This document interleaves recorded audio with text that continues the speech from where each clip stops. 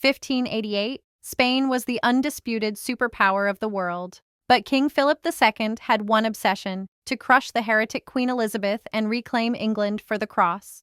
He assembled the Grande Felicissima Armada. 130 ships, 7,000 sailors, 18,000 soldiers. An invincible force launched into the gray Atlantic.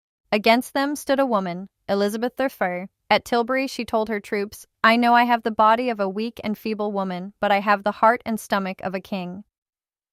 The warning was lit. Beacons flared from cliff to cliff across the south coast. The news raced to London in hours. The invincible Armada had arrived.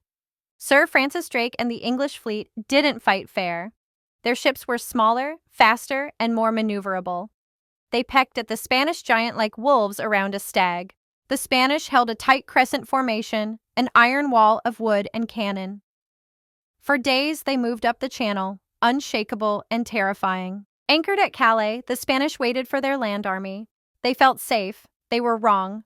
The English were preparing a nightmare of fire. At midnight, the fireships came, ghostly wrecks of flame drifting with the tide. Panic broke the Spanish line. Cables were cut. The formation was shattered. The Battle of Gravelines. Without their formation, the Spanish were vulnerable. The English closed in, their superior gunnery tearing the hulls of the great galleons apart. Then, nature finished what man had started.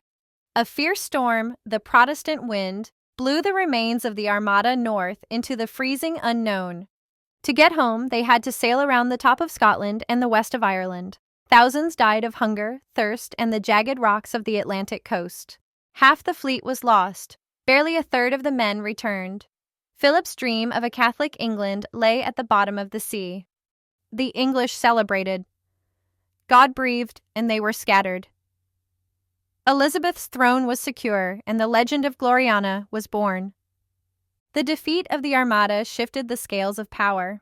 It was the birth of the British naval legend, a power that would rule the world for 300 years. History is written by the survivors. For more stories of the battles that shaped our world, subscribe to History Unfiltered.